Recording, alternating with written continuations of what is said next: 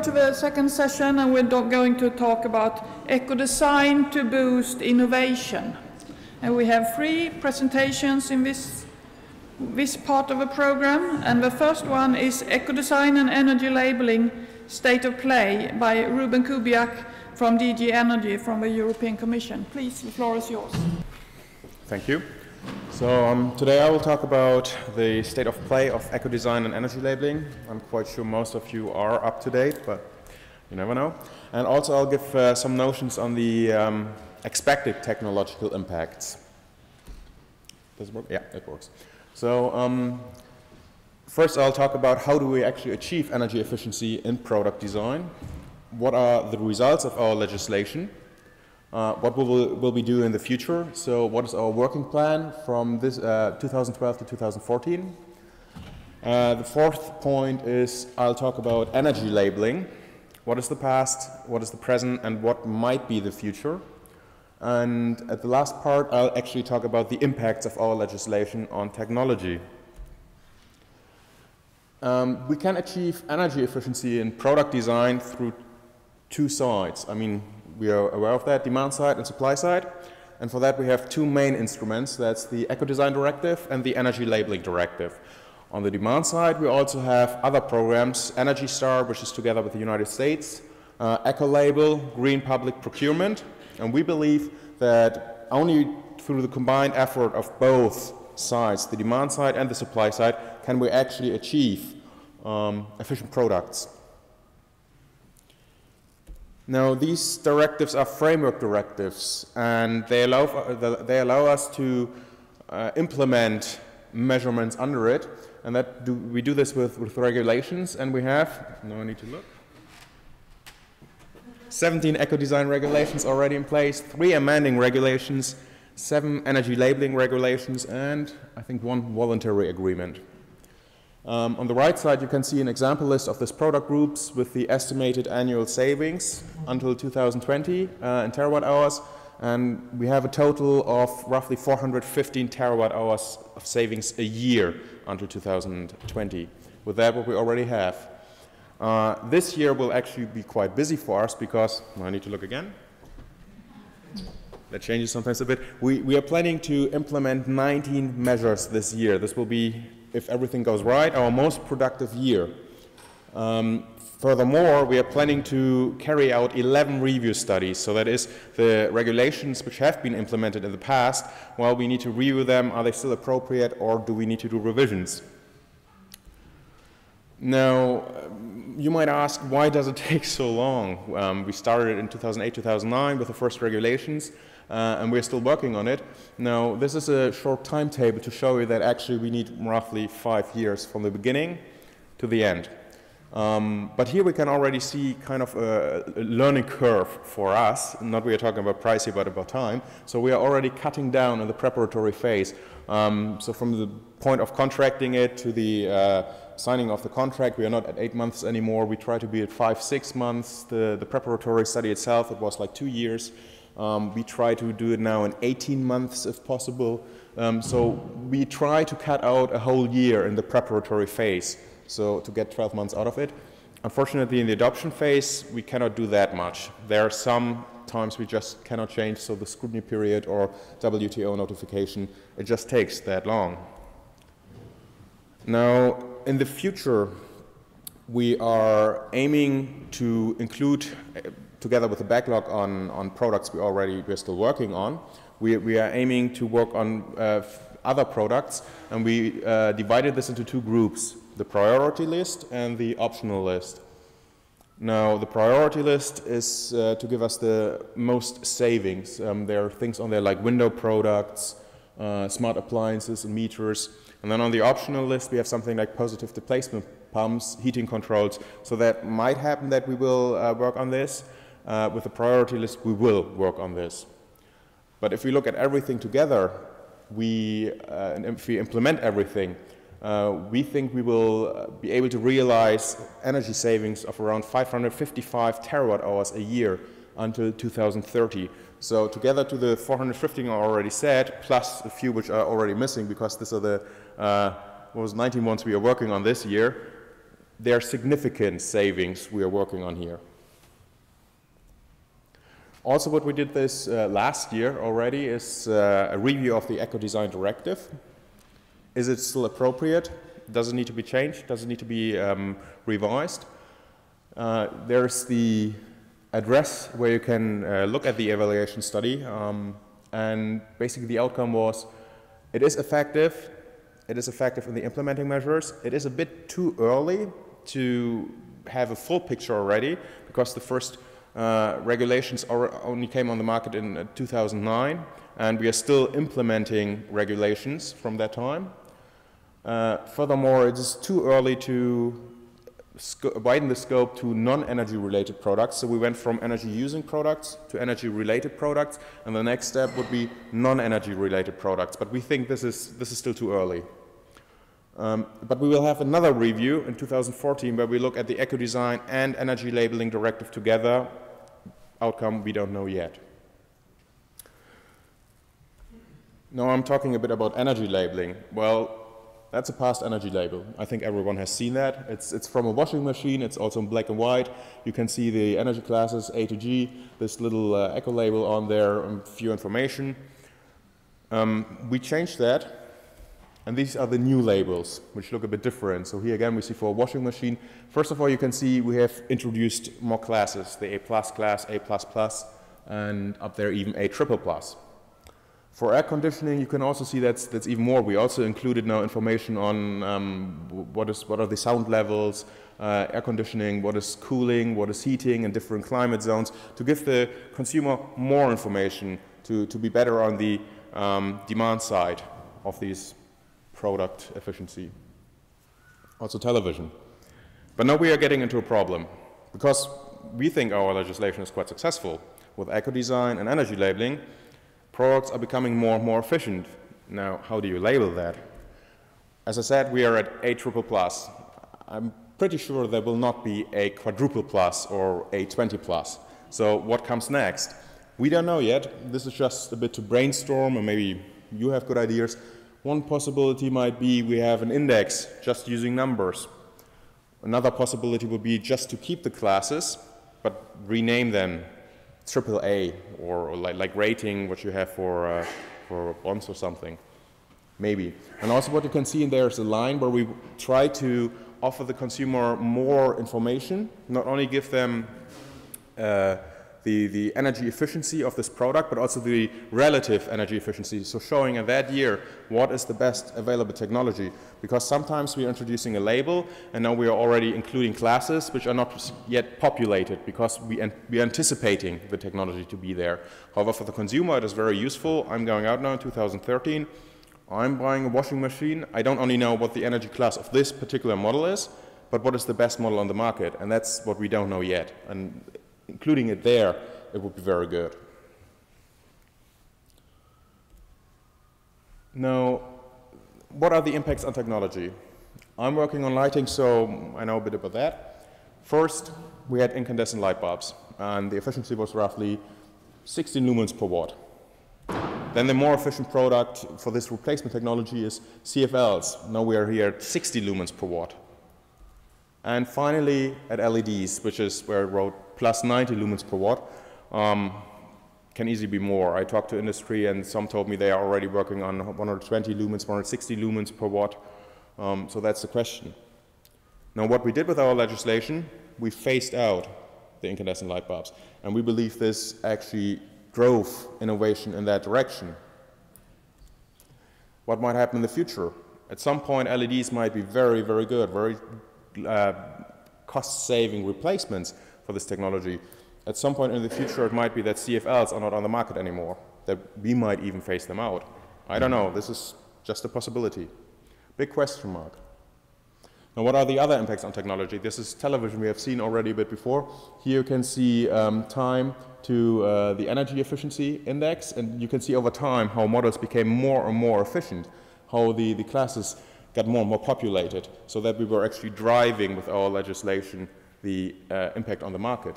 And on the right side you can see a little graph where we have the number of sales of models in Western Europe in 2010 and 2014. So in 2010, there were still, the most popular model was an LCD TV with CFLs in it. By 2014, we expect that the more energy efficient LEDs, edge LED technology, will completely have replaced CFLs, so more efficient. These are just a few examples. There are much more on cold appliances, washing machines, laundry dryers, where you can see how European legislation has actually at least supported the technological advances, sometimes I think even driven it.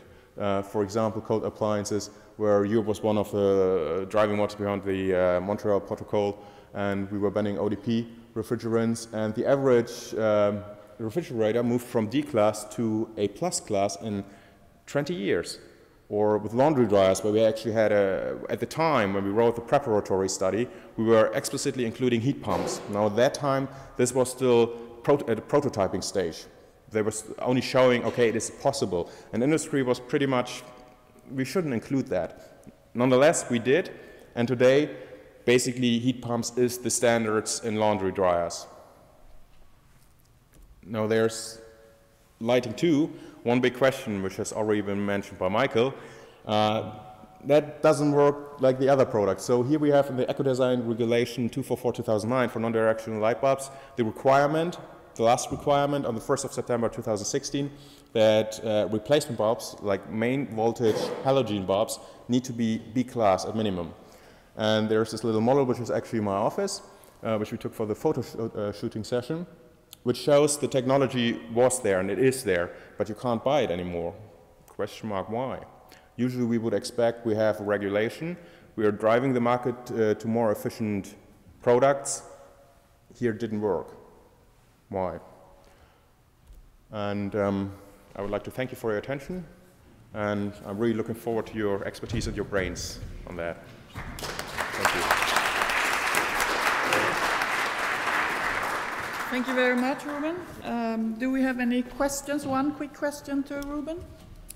Yes, you showed the TVs, but in the terms of TVs, I think Kevin alluded on that too. We were hoping to have a TV presentation, but originally our understanding with TVs was that in fact the development TVs have been far quicker than the regulation and the labeling system have been, so you have been struggling to catch up. I mean, you have, is it 2017, is a triple plus TV is mandatory, and I'm sure we'll have a triple plus TV maybe in a year or so already. So sometimes you could have been more bold, I guess. That is completely correct. The problem we have with legislation, we are, you have even seen it at the timetable, we are starting in the preparatory phase and we are trying to anticipate the technological advancement, not only from the time of adoption, which is like 3 years in the future, but then writing something in the regulation, which is at that time maybe even 8 years in the future. It is very hard to anticipate that, because sometimes we have people saying, oh look, in this lab we already have this technology, it will be out there at that time. And then other stakeholders are saying, well look, we don't think this will happen. So it is almost impossible to anticipate innovation. We are just guessing here, we are estimating. And therefore also this year is very useful, because this input, how will our legislation actually, quantifying this input, how will our legislation drive innovation advances and research and development funding? We did not incorporate that yet. Thank you. Okay, we'll continue to the second speaker here. It's a case study on innovation in the lighting sector after the ban of incandescent light bulb. And it's Martin Dekker from NTL Lemnis in the Netherlands. First of all, thanks to the organizers for giving the opportunity to present our experience in innovation in LED lighting and the relation to regulations in general and eco-design in particular. Actually, I'm trained as a physicist, and for those who know the history of physics, this is holy ground. This is the Solvay conferences where the quantum mechanics was came to ground. And these buildings are historic ground in that respect. So also thanks for that.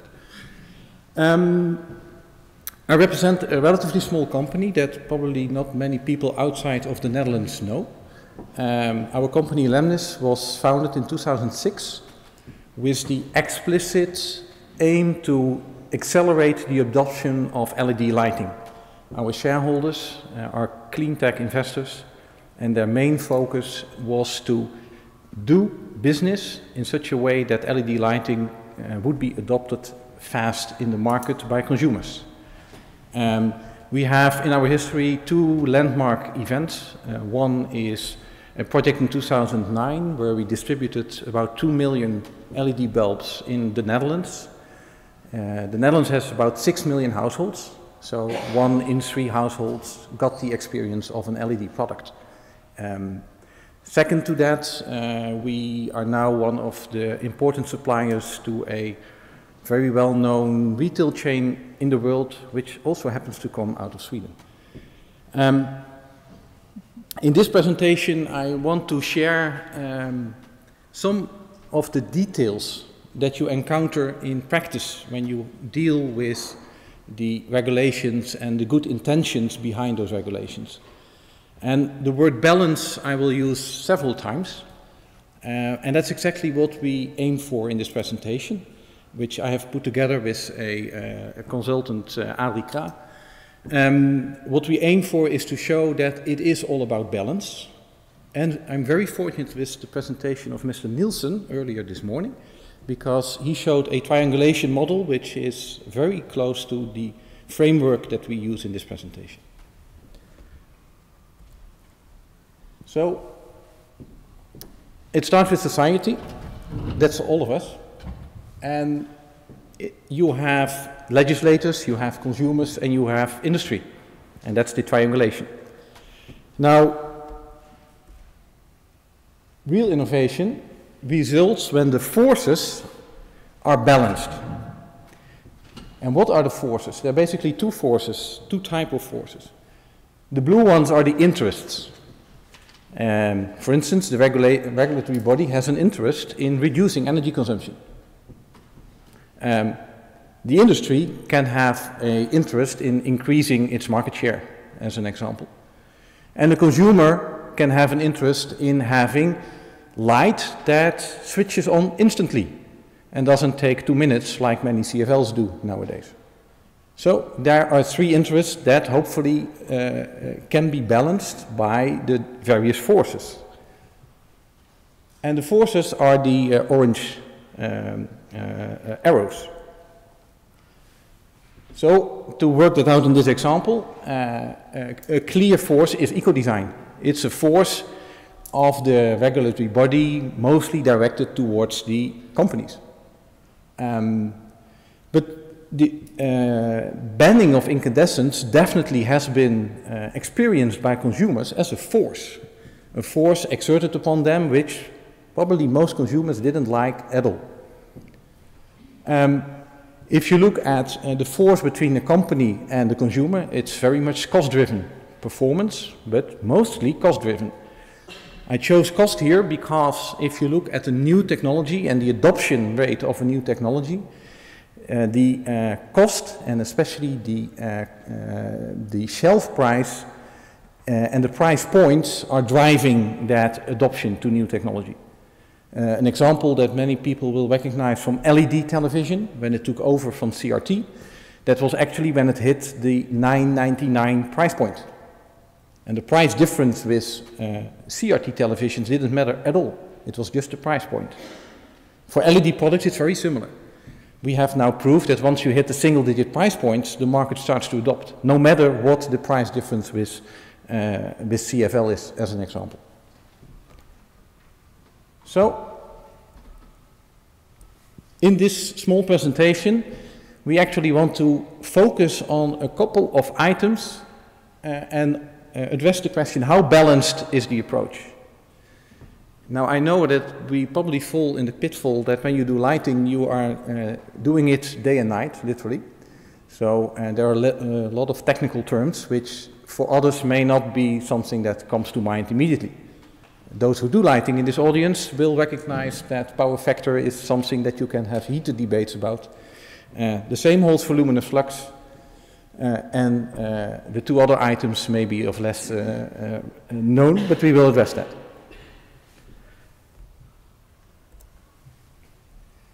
First, to summarize that balance. I will go into more detail on each four of them, but I first want to summarize them before I lose you. If you look at power factor, actually, in the European Union and the directives and the Ecodesign directive, to our opinion, has hit exactly the right balance between professional and consumer applications in such a way that it exactly does what it should do. It helps the innovation without having any significant negative effect for the coming 5 to 10 years. And that's a market difference if you compare with other regions. For instance, if you compare with US Energy Star, it's definitely favorable for the eco-design, because Energy Star has a very, almost politically chosen, very inefficient solution for power factor.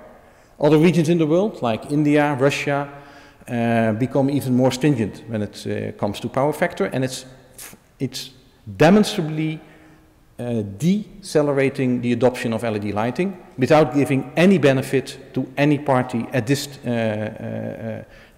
time of the game. If you look at the equivalency claims, there's something strange that happened, because if you take a 60-watt bulb or a 40-watt incandescent bulb and you measure it, it will be typically, a 60-watt will be around 600 lumen, 650, something like that. For an LED bulb to have an equivalence claim that it is a 60-watt bulb, the Ecodesign requests it to be 806 lumen. When I was a novice in this field, I really thought, like, how can that be? So it took me 4 years to find out, and then someone explained to me that since LEDs lose their light, and the lifetime is rated at 70% of the initial light, you have to compensate for that. So you actually, if you are a 60 watts, then you have to compensate your initial light output. Now that's a very strange argument if you come to think about it, because the incandescent only lives for 2,000 hours. After 2,000 hours, the LED bulb has hardly lost any light yet. So actually you punish LED for the fact that it has a very long lifetime, if you come to think of it. Now you could say that is just a small argument, but this has confused consumers big time. Equivalency claims were very difficult in the early phase to make, although for many practical applications the bulb wasn't equivalent to 40 or 60 watt.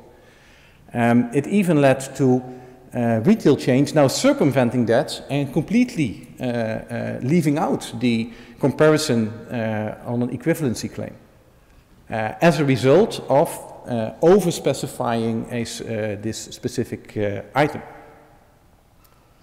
So that was poor and too demanding. Next step is quality of light. Very important. Still today, when I tell people I do LED lighting, the reaction most of the times is, oh, that's too blue. Well, I know it's not. It's already not that case for at least 3 years. But the idea that LED lighting is too blue is almost already ingrained in many consumers' minds. So how can that be? Well, very clearly, the regulations and directives have been way too relaxed on that part. It would have helped tremendously if the regulations would have put a minimum performance level that meets the consumer's expectation. And the consumer expectation is simply, it should do the job well like incandescent did. That's all a consumer wants. It took us some time, I will leave out the details, but we now know exactly in technical terms what that means. It means that your CRI should be above 85, and the R9 value, which measures the saturated red, which is very important for skin tones, should be above 50. Those products exist. We actually make them by the millions, and they meet the expectations of consumers. But most regulations, including the US, have CRI 80 as their lower bound and no specification on R9. And that will still dissatisfy many, many consumers, and as a result not lead to adoption of the LED lighting, and then as a result it will not lead to the energy reduction that we are all aiming for. Then a final fourth example, that is the flicker or stability of light. And this is very interesting because it's actually completely absent in any European IEC standards, and it's also absent in the Ecodesign directives. Only the US is addressing this now in their Energy Star. And this is very interesting because it almost looks like we are going to repeat history here. Because in the early days when we had fluorescent products with a ballast, they had a 100 Hz flicker, which led to fatigue, headaches, and for a very small group of population, even seizures. This has all been solved with switched mode power supplies, and it's all gone. And we don't have those drawbacks any longer. And somehow we forgot, because we don't specify what happens. And they're actually very cheap LED solutions which have a 100 Hz ripple again. And they are produced, they're manufactured, they're shipped, they're installed. There's a famous example, if you look at the internet you will find it easily. In 2009, in a town hall in a city in the Netherlands, Hogeveen, they were, with all best intentions, they equipped the town hall with LED lighting. And then nobody knew, and the office workers started to complain, big time. And after 2 or 3 months, they had to take away the LED lighting in that town hall. Simply because, and then it was found out very quickly afterwards, it had a 100 Hz ripple. So what happened was just something we all know, but forgot about 20, 30 years ago. That means that if you want to have an efficient and a balanced approach to this part of the specification of the product, you actually should include a very clear directive on the allowed ripple current in LED products. Now, this was a summary. I have also the details of each of these cases on the slides, but hopefully you already got the main message. There will be some repetitions in these slides, so I'll skip that as much as possible. On power factor, what does it actually mean? It's a technical term. It tells you how well the current you draw from the grid is in sync with the grid voltage. And if it's unity, then it's very good. And if it's close to zero, it's very bad. However, the power factor of a single product doesn't mean anything. The only important thing is the net power factor of all the equipment you have attached to a certain outlet. You have to add it vectorially, and actually that means, and Philips has published papers on that, white papers, it basically means that in all consumer applications it's not measurable at all what LED products do, but if you would be able to measure it, it would actually slightly improve instead of deteriorate. So for consumer products, the whole debate on power factor is a canard.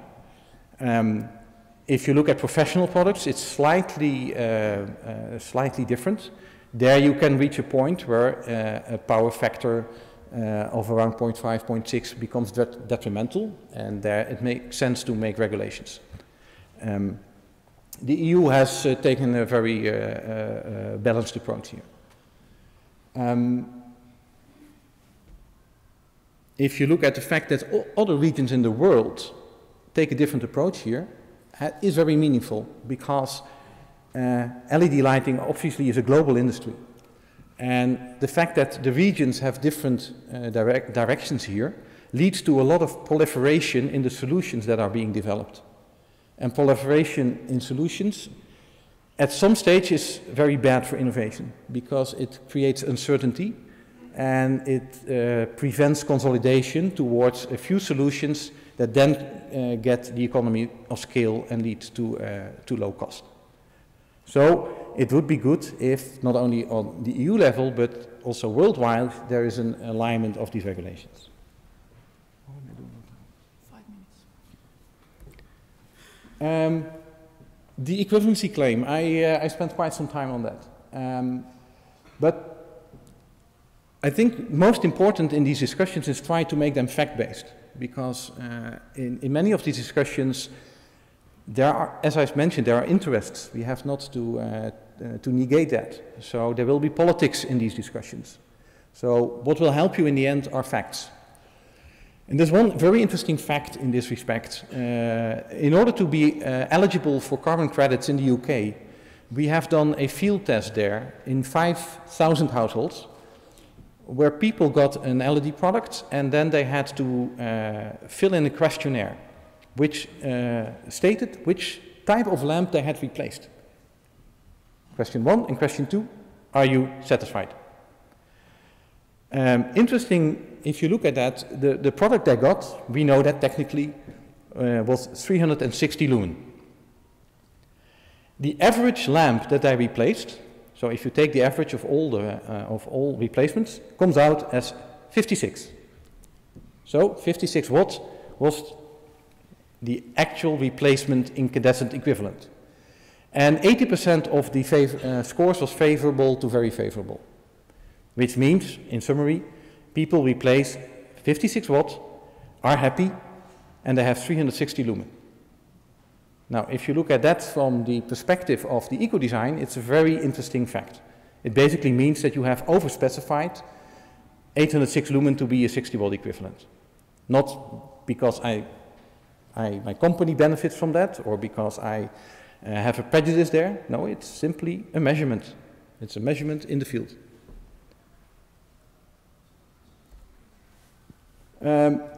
Quality of light. I showed a couple of the of our facility, a couple of pictures where we show to customers what it actually means. You cannot explain this, you must see it. But it's a very strong effect, and this picture kind of shows it. This is a face illuminated with different levels of CRI and R9, and you very clearly see how the vividness of the face depends on that quality of light. And this is an area where improvements in the requirements and the regulations will for sure help the final adoption and spur innovation at the same time. Ripple current, I mentioned the example of the town hall. Just to make it very specific, if you take into account that normal human beings cannot distinguish 20% variation in light, that's about the threshold where you start to notice that light intensity has changed, it means that your peak should be about 40% divided by average. That would be a very realistic target for ripple current. It would create a lot of clarity in the market, and at the same time it would keep out a lot of low-cost, poor-quality solutions from other parts of the world. Okay, that summarizes the presentation. The theme is innovation to market, and we would be happy to help you there. Thank you. Thank you, Martin. Do we have any quick questions to Martin? Hello, Lara Fernandez from Philips. Thank you for your presentation. I actually would like to stress a couple of points. I mean, on what you mentioned regarding the purchase power from consumers, that they are indeed moved by the initial cost instead of the total life cycle cost of the product. So that's something that I think still from a regulation point of view, it needs to be included. For instance, now the public procurement rules in EU are being revised, and still the Commission proposal includes that products or services or solutions should be bought based on a initial cost, reading the lowest cost possible. So this is something that we need indeed to avoid. We need to explain consumers the benefits of this product, but looking from a life cycle perspective. Then what you mentioned on the quality of light, I also would like to stress the Commission here to really introduce these requirements into legislation. This is something that's happened in the past. There was a case with CFLI coming from external markets from EU, and the quality was really, really low. So indeed, CFLI only started to really have a good penetration in the market around, let's say, 20 years ago or so, where it existed much before. So in order to avoid that with the LED, we definitely have to have a regulation that prevents that. And finally, on the alignment on worldwide non-standards. I mean, we know that China, US, Korea, Japan, they have already included LEDs in their projects for the next 5 to 10 years. Commission has started. We are glad that there was a green paper on solid-state lighting by your colleagues from DG Connect, but we are really looking forward for next steps. How can we move this beyond and make it into concrete proposals? And actually, to the Commission, perhaps I would just like to make a comment. What I missed in your picture was indeed there is a good move from the ban of incandescent light bulbs to CFLI into LEDs, but you can already include perhaps organic LEDs there. So that's one. And also, I wonder why the lighting control systems are actually going to be in the optional group for the eco-design requirements, because there are huge benefits when you combine LEDs with lighting control systems, for instance, into applications in cities, not only in buildings, but also street lighting. Thank you. Okay. I'd like to react on the one point, and that is cost of ownership. We have tried with our company to get that message across to consumers for 5 to 6 years, and we failed miserably. It doesn't work. The only thing that will, in the end, bring consumers to buy the products is the purchase price. That needs to hit acceptable price points. It's as simple as that. Thank you, Martin. We have a short comment here, and then we save the rest of the discussion until after next presentation. Peter Bennick from Swedish Energy Agency again. We were some people very active in the negotiations, actually, and we discussed all these things. And coming back to CRI and R9 above zero, we tried to do that, but we got some counter examples from Philips and Ostrom, proving that that is not always the case. So we need to check the standards before we can regulate more on that, I think. And you know, there are CQS and other measures for that. So it's not good enough with CRI. Okay, very brief reaction, and that's absolutely not to promote my company, but more in general. I think it would be good to involve let's say, startup type of companies in an early phase in these type of regulatory discussions. If you only involve the, let's say, the incumbents, then you know for sure that you don't reach your balance. That's a suggestion. Yes, so just to give a few comments here. First of all, thank you for the nice talk. Just to address the problems with flickering and so on and so on. The idea of the Ecodesign Directive is to save energy and to actually enable the consumer to buy most of his products and so on. Now with flicker we are talking mostly about health issues, so that would be consumer protection. Well, that's not the main idea of Ecodesign. We included these requirements of equivalence claims that no one can be there and buy something and I come home and, oh, no, that is not what I wanted. It is actually a very stringent protection mechanism. That's why we include it in there, but it is not the main aim what we go for there. And from Philips there came this for green public procurement. Yes, we obviously ask to always buy the cheapest product possible, but with this green public procurement we are giving rules, well, not cheapest products that you can find anywhere on the market. For example, if you give in an offer for computers, they need to have the Energy Star certification. Or with green public procurement, we are asking actually federal governments only purchase products, say A-class products. Now, you should take the cheapest offer, but only from A-class products. So we have something in there to actually find the optimum on energy saving, but also on saving, well, tax money. That's the idea. And the other part, unfortunately, I forgot. I think it was OLEDs. Yeah, but the problem there is that they are not on the market, so it's a bit hard to regulate that already. Okay, and a final remark from Martin. Very brief remark on your initial remark that in eco-design you first of all want to reach the energy reduction. I fully agree. But you only reach the final energy reduction when people actually buy and apply the products. And that's how it links to this ripple current, because if you kind of forgot something that's very important for people to really adopt to it, then you still don't get your energy consumption. So that's the whole essence of this balance. If you focus too much on the, let's say, the hardcore numbers and you forget the voice of the customer too much, then in the end you don't reach your goal. And that is what we try to emphasize. Make it balanced. Thank you, Martin. Now we're over to the final presentation for this session, and it's a case study, innovation in the circulator sector after the adoption of eco-design requirements. And the presentation will be given by Mr. Niels Bidstrup from Grundfos in Denmark. Thank you very much.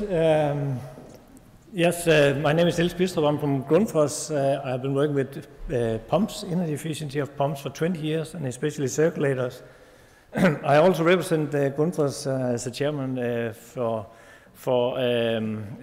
circulator and EUP, but my speech today I'll dig more into innovation as a company-specific view, and this doesn't necessarily reflect the industry and its members. So innovation in the circulator, that's not much power in this. After adoption of eco-design requirements, I'll go start a bit earlier because there's a history before that. First of all, circulators, for those who doesn't know, it's a small pump you may have in your basement, and there's actually a lot of them installed in Europe. 140 million circulators are installed, and there's a market of 14 million in Europe. It consumes a considerable amount of money now of terawatt hours. Hopefully you can see it, but it's actually 50 terawatt hours and expected to rise to 55 terawatt hours in 2020 if nothing was done. They can basically be divided into standalone and product integrated, and I will not go into details for that, but it's actually more of those which are built in today, which has the biggest market share. A very important step towards eco-design was the A2G labeling of circulators. This was a voluntary agreement in the industry to make the A2G labeling on circulators. And as we heard from the previous speakers, it's very important internally to know when is something going to happen inside a company. And this was the same here. We talked about A2G labeling for a long time, from 1999 up till 2004, and then it really started to become a reality. We found a vehicle for implementing measures by an industry commitment in Europump. What that did in the company, inside our company, was that we actually started an internal project called Pole Precision Project. This was an extremely accelerated innovation project inside in the company. We actually took out a lot of resources for all other projects to really put emphasis on this. And if you see here, this was only from 2004 to 2005. And this is for a complete new circulator. That is very quick, 15 months from start of the project until it was actually sold on the market. Why did we do that? Yeah, our aim was to bring ourselves in pole position for this A2G labeling race. So for those who know, racing pole position is where you actually have the best time to start in the front when the real race begins. And that's why we called it pole position. We want to be in front for this race. And one of the big challenges was to develop a small, high-efficiency, variable speed A-rated circulator, which had a competitive price and prepared for mass production. We had worked for that for 10 years, but it was not possible to put that into a small circulator. So this was a part of the challenge to change that into a real product. Then the A2G labeling started, and as we also heard the previous speaker, there's much more than the technology. There's marketing, there is how you end users, all this have to, that is part of the innovation, how you can produce it. And marketing, they very early took this up as a part of their innovation, and they started to say campaigns like, let's getting rid of these, and later this was changed to A-Day, and all kinds of campaigns to actually promote the A2G labeling, which has been invested in. And this is actually from the complete sector. We are monitoring, this is part of the industry commitment, we are monitoring our progress in the HUD labeling scheme. And this is for 2011. I don't have the 2012 numbers yet, but the interesting thing is to see if you look at A, because that's the high efficiency circulators. In 2004, just before the HUD labeling, it was down to, for small it was 0 because there was none there on the market. For big circulators, it has only 1.6% of the market share. But you can see how this has grown steadily through the years, and now we have reached 33.6% of the market share of high efficiency circulators. And this is complete industry. You can then say, okay, I will come back to Ecodesign. That is innovation after Ecodesign. Do we actually need Ecodesign or requirements then? Yes, because there is something hidden behind these numbers. This is not equally distributed around Europe. In some countries there's a big market share. In other countries there's next to nothing. So this curve will actually, this will not continue without further mandatory requirements. And that's also why the next step and a natural step was that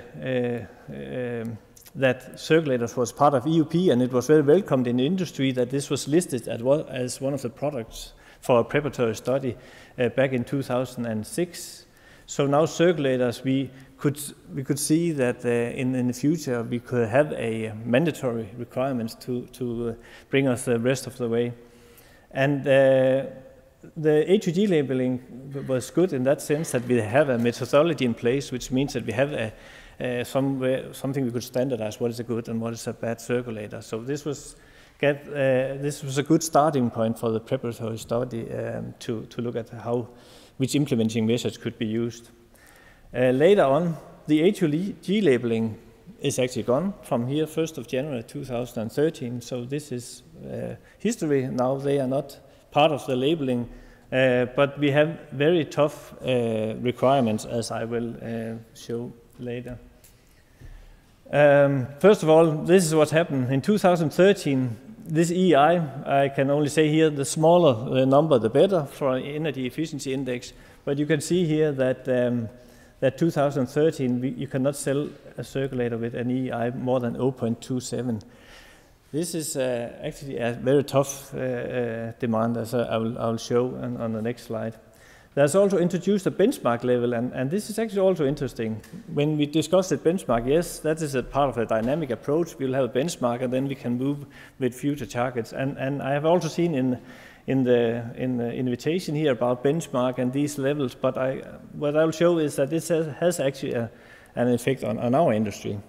So benchmark, in the beginning, this was perhaps something we didn't put so much attention into, but later on we did that. Then there are two tiers, because in 15 this number will go from 0.23, so you can easily see 0.27, 0.23, and then a benchmark 0.2, which is already there on the products now, part of the product information requirements.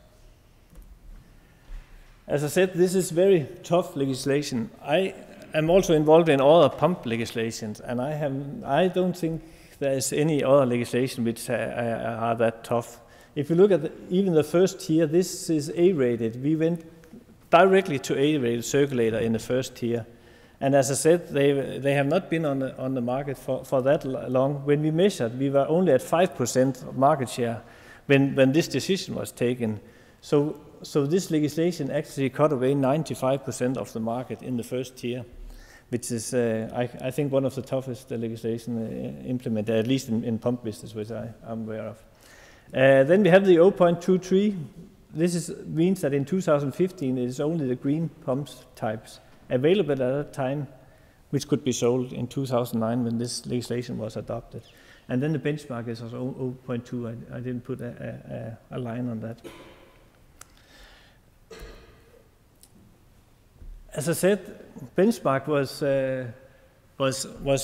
just, we didn't put so much attention to it to begin with. But if you see here, this is actually what it's all about, what happened after the adoption of the Ecodesign requirement.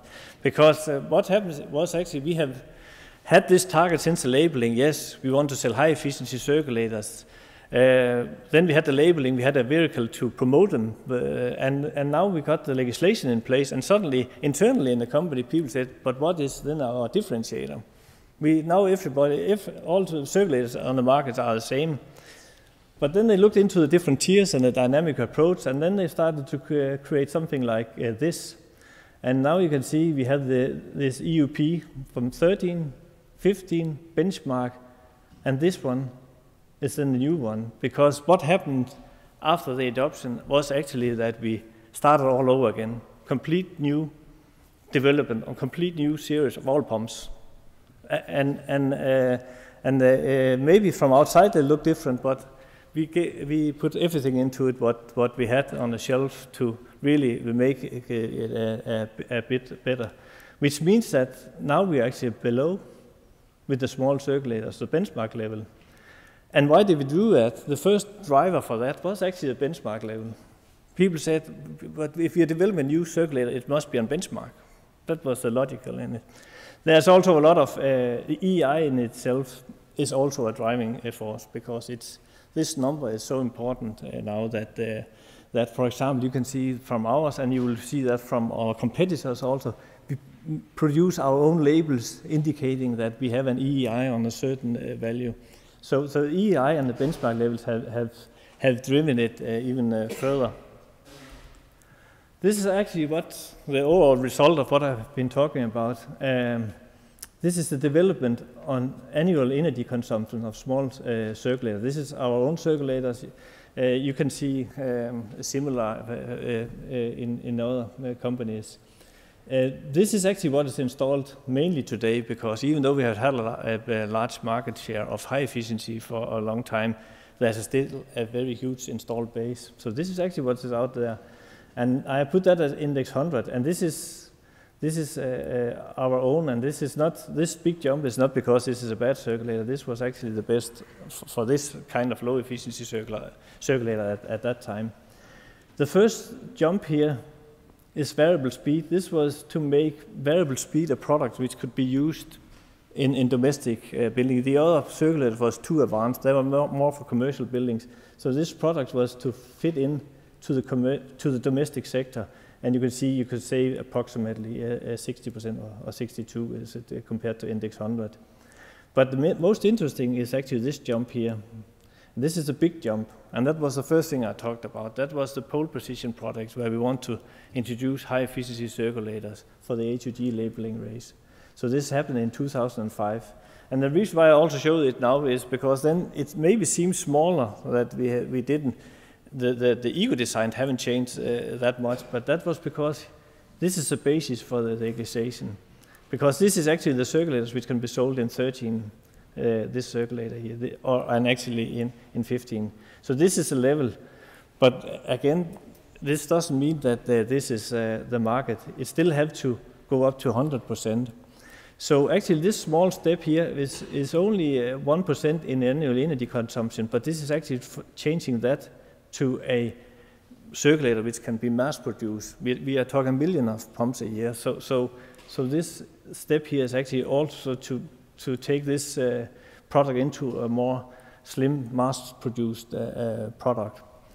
And the next step was a bit surprising. This was actually due to the Ecodesign. We could actually redesign everything and then squeeze it even more. I must also say, if you look at the curve, we don't. There's no low-hanging fruits left now for circulators. But that's it is also remarkable. Down to 17%. If it's a small circulator, you can say this is from 70-80 watt down to below 10 watt in average for a circulator. So, but the good thing is that a lot of other pumps is at this level today.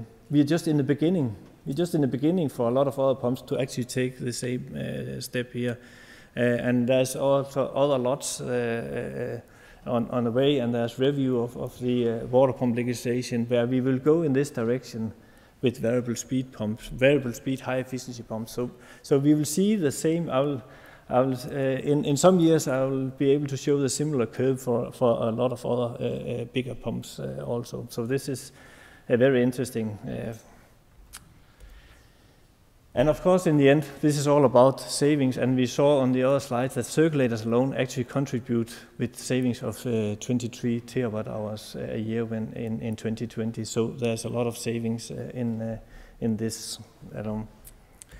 So to summarize, yes, HUD label and eco-design requirement, this has really influenced the innovation of high-efficiency small circulators and the market transformation. Maybe it will happen at a later stage, but it has been accelerated a lot due to these two implementing measures.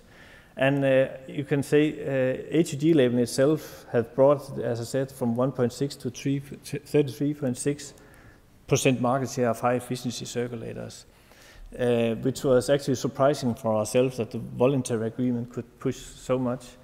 As I also said, it will flatten out without legislation, but the good thing is that the eco-design requirement, which came into force just this month, will actually force it to 100% in a few years. Yeah, actually from now on, it can only be placed on the market, those A-rated circulators.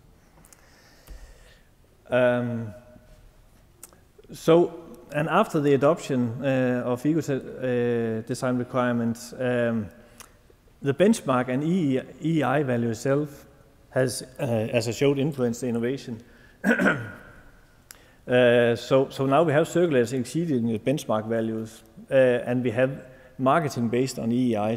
So both these are driving factors in innovation.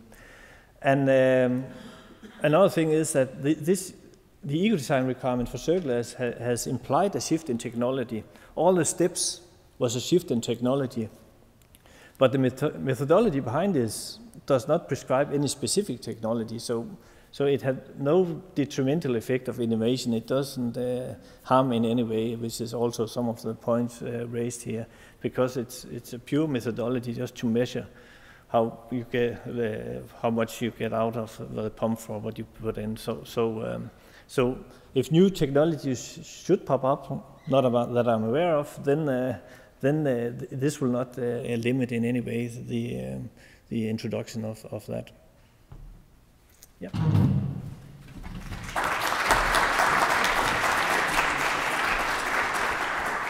Thank you very much, Niels, and congratulations to a tremendous achievement in market transformation. It's really wonderful to hear these examples. Do we have any questions to Niels first?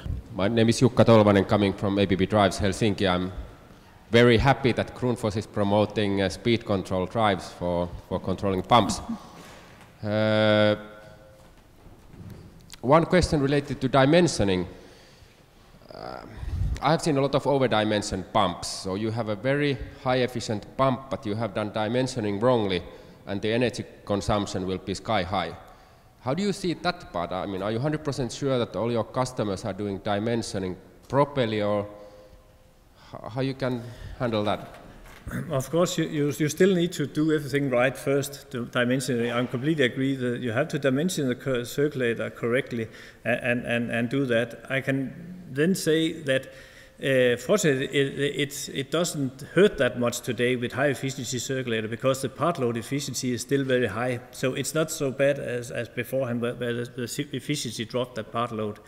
But it is important, and it is also, I didn't mention that today, that is part of the innovation. I just talked about innovation, pure energy efficiency, but if you look at the new products, a lot of them have tools, today, tools which tell you about how the pump is working. So in replacement, you'll get statistics out of the pump on, for example, your iPod, showing how has this pump actually been working. So when you replace it, you'll then dimension it correctly. And tools like this I think we'll see more of that, which could help this curve which have flattened out. Then there's still some savings to do on this area. Thank you, very good. And one question here. Peter Nielsen from Danish Energy Agency. I also followed the process of eco-design requirement for the circulators and other products. And if you compare this success story of the circulators to other products process, there are some special factors or parameters that are different when it comes to the circulators. For instance, that the market in the EU are supplied by EU manufacturers, not from very much import, as I understand. So it's a closed European market, and you were already in the outset a couple or several large producing companies competing with each other on a very competitive level. Do you think that these factors that you had no outside competition and that you were able, without were inside the Europump organization, to get backing for going for high efficiency standard has part of the success, or was it just simply good work from the Commission that you got those high standards in circulators?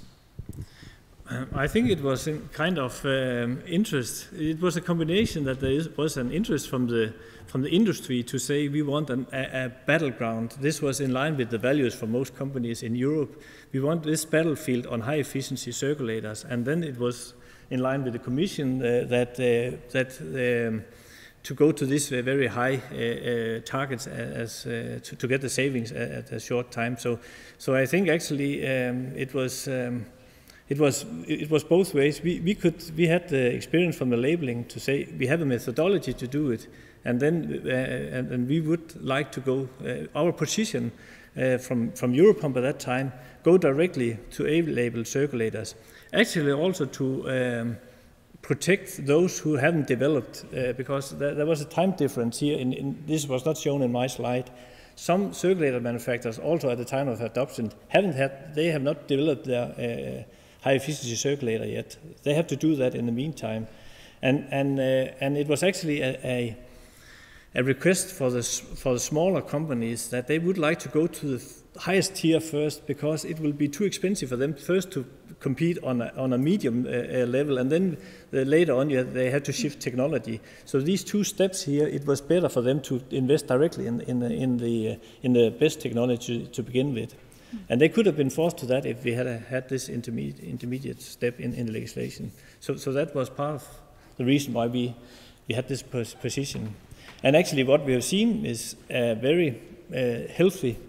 We have not monopolism, as it was mentioned in one of the earlier presentation. We have actually very healthy competition, and also from outside now, because they have something they can promote their products on the EI, and they can now say they are as efficient as the European manufacturer. So it has created also a competition, even more competition. So it was less painful to cut the tail once and then dividing it in several shops? Yeah, and that was especially for the smaller companies. Yes. It was less painful because the bigger one has them in the program. Yes. Okay, we're now opening up for questions to all. Thank you very much, Nils. I open up the question for all of the three presenters now. So please, more questions. Yes, Carlos. Carlos Lopez from the Swedish Energy Agency, and I'm also the Swedish delegate at the Ecodesign Committee. I would like to summarize a bit this very good presentation from Grundfos. I think there are three success factors here. One is something that maybe we have lost today, that it's not only eco-design. It has to be some kind of integrated policy for energy efficiency in products. So here we see it's very clear that the labeling and some other projects like the technology procurement Energy Efficiency Plus, which was financed by EU, that was also important to create the conditions to be able to have a requirement. Then the other ones is the involvement of actors, and that it follows also what after what has been said regarding lighting. It's very important that the industry is involved, And for that, the Commission has a role, and it's a very, very democratic process. The member states have a role also to organize hearings at home, and the associations of industries, not only the industries individual, but the associations. Then I think that in this case, Europump and the manufacturers were very active, and would like to remember that Europump had comments against the benchmark that the Commission proposed. It was 18, and they said, that's not possible. There is an 18 pump, but it's not representative. So it was 20, and now you say that you have already 15. So even if in a success story where the industry was very active, once again, we underestimated the innovation capacity. So we have to think that something is going to be developing, so we have to be more ambitious, all of us. Another thing that is a success factor is the acceptance, and I think that the industry, and when I say industry, I think it's a pity that we always speak only on industry as the producer, the manufacturing industry. In this case, the installers have had an incredible role as well. Of course, they want to go to the, they want to reach a consumer. They want to go and to the heating system, not only to replace a circulator. It's the same time when if you go to the doctor, then you will find some diseases that you didn't know that you had. So I think that's something that we many times forget, that the industry, the other parts of the industry, the installers, the demand, so on, that's something that is going to create lots of jobs and to give an opportunity to look after the whole heating system and to optimize that system, because otherwise it wouldn't have happened. Thank you, Carlos. Anyone who want to have a short reflection? Niels or Ruben? No? Okay, we have another question. Please try to keep it quite short. Hi, Mia Forbes-Perry, the Policy Partners. Thank you. That was a really interesting presentation. And I just wanted to mention one small other difference, I think, is that it's obviously a very technical sector. So putting the EEI on the label is something that you could do in circulators, but not necessarily in other sectors. My question was more regarding the lighting talk and what Martin mentioned about the importance of quality controls. And I think you mentioned also a study that was done for Energy Star, and I believe it was done by Ecova, or at least I've seen a study by Ecova, which used to be Ecos in the US.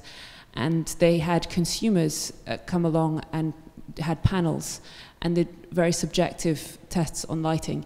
And there were some actually quite shocking sort of lights that were being sold that were quite looked like they would do the job at a reasonable value, and they were kind of made a dot pattern on the walls. It wasn't even kind of uniform light.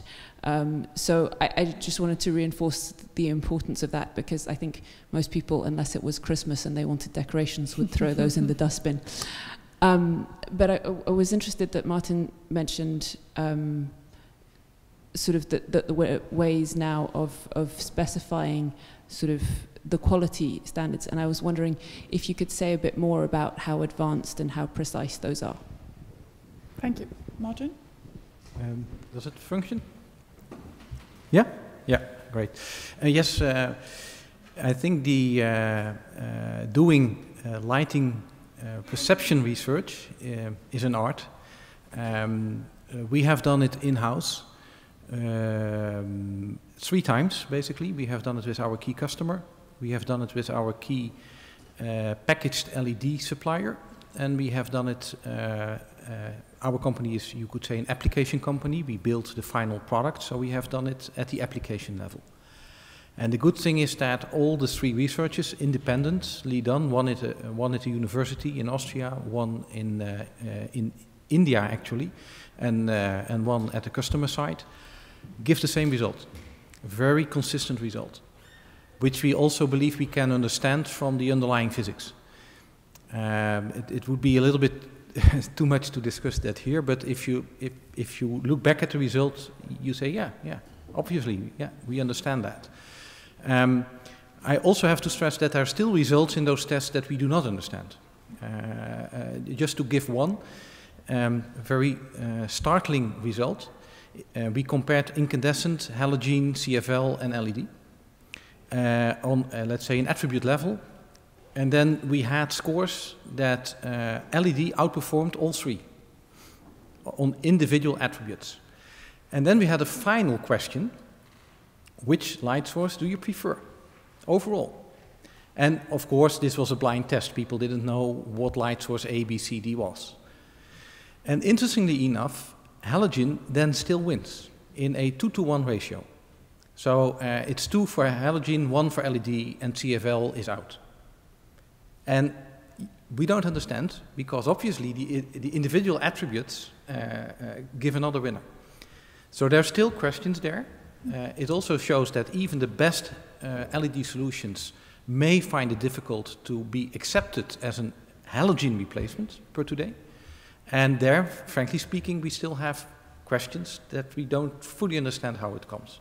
So I would say that on that understanding axis we are at, say, 70%, still 30% to go. One final remark, how this can spur the innovation. One very well-known LED manufacturing company, completely focused on the, let's say, the small light engine itself, as a result of this work, has changed its roadmap and redirected it to a part that exactly matches that minimum requirement level that results from these studies. So to have the optimum cost performance part available. And thank you very much, Niels, Martin, and Ruben, for your presentations.